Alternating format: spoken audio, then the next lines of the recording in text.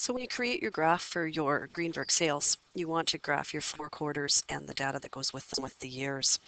And in this particular case, your graph may have some issues because we've got some complicated data with 4 different series of information, or 5 different series of information that's actually being graphed for each of our years. So I'm just going to create my graph right now. You can watch how I do it and then fix yours accordingly. I'm going to highlight my quarters as well as all my data, and I'm going to highlight that in one big box. You can't really see it happening there, but that's what I've done. And I'm going to insert, in this case, I'm going to insert a line graph, and I'm going to pick the second one that's got the little line with markers on it. Now, it's done exactly what I thought it might do. It's got my series backwards. So I want my quarters on the bottom, and I want my years, my 1993 and so forth, to be on the side, and they're completely backwards. And that's a really easy fix. You're just going to take this button right here and switch your rows and columns around. And when I do that, now my quarters are on the bottom and my series are on the side. So now I just need to label these series accordingly so that it's 1993 and 94 and 95 and so on. To do that, you edit your data. So you go to this button up here and we select our data.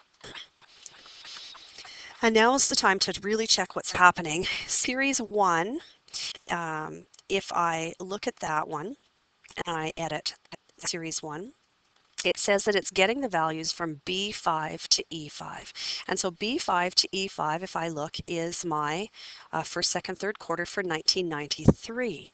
So my series name in this case has to be 1993. So with your cursor flashing in that box, just go and click on 1993 and it'll put in cell A5 and say OK. And now you can see 1993 has changed. So do that for your second series as well. Click on your second series, hit edit, and go and get the series that matches. Look and see, it's getting B6 to E6, so row 6 is the 1994. So I'm going to click there. And as long as your series are good, then the rest of it's good too. So I can go get my 95s, and I can go get my 96s, and I can, for series 5, edit that and go get my 97s. Now it's just a simple case of putting in my title and adding my labels if I want to. So I can go to my layout, I can add my chart title, tell it to center over top, put in my, title that says Greenberg Sales.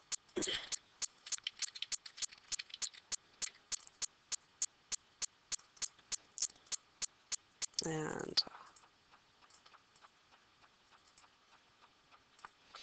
actually, that Greenberg Sales I had to take here and put it above my chart so that it would go above. If you want some labels on your axes, I have a primary horizontal axis, and so I can put a title on there that shows it without labeling, shows to the right, none to display. These are axes and grid lines, and you can see my lines are in there. For labels, I can put axis titles, so my primary horizontal. Maybe I want a title below it that simply says quarters.